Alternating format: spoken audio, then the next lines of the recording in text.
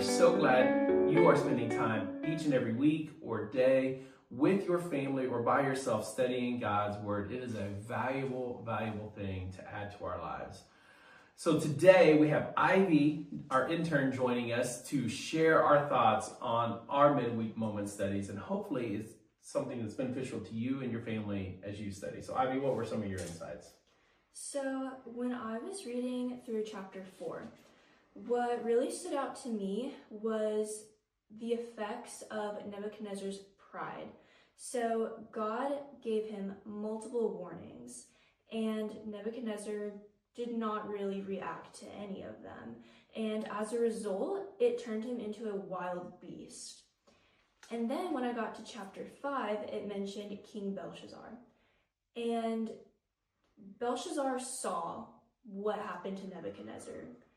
And despite that, Belshazzar's first act in power was to plunder the royal treasury of those artifacts. So he was drinking from the goblets that the priests used, and he was worshiping his fake gods.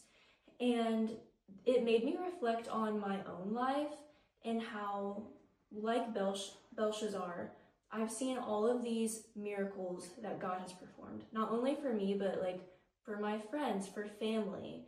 Like I've seen him come through time after time, and yet sometimes I forget. And in a way, it's almost like spiritual amnesia, and like that is such a dangerous thing. Yeah, I was just thinking about this, like Nebuchadnezzar was given a warning and he knew what was going to happen if he continued down that path, and he continued down it anyway. Belshazzar had the knowledge of seeing what happened to Nebuchadnezzar, hearing the warning, and then still continuing and to just throw that wild party kind of in the face of God. Like that's such a level of pride that I couldn't even imagine. But that's true in our lives. We see the goodness of God and we forget about it, and then we go right back to those things that harm us and hurt us and lead us down a path of destruction. In our discussion, one of the things that kind of stood out to me is I'm reading Belshazzar pulls together all these guys to try to interpret the dream, to figure out what's going on, what does the handwriting, not the dream, but the handwriting on the wall. And so Daniel comes in and he is offered a purple royal robe, a golden necklace, and the third position of power in the kingdom. And Daniel turns it all down. And my initial thought was, oh, that's nice. He wants to honor God. He wants to do something nice. He's doing it for free. Whatever it is, that's his motive.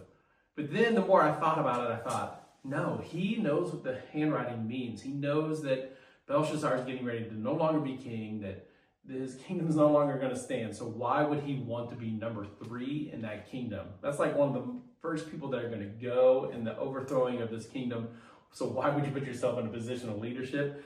And I just kind of found that very kind of almost amusing in a way, that Daniel saw the future, knew what was happening. Is like, nah, I don't want that. Like, that's not my thing.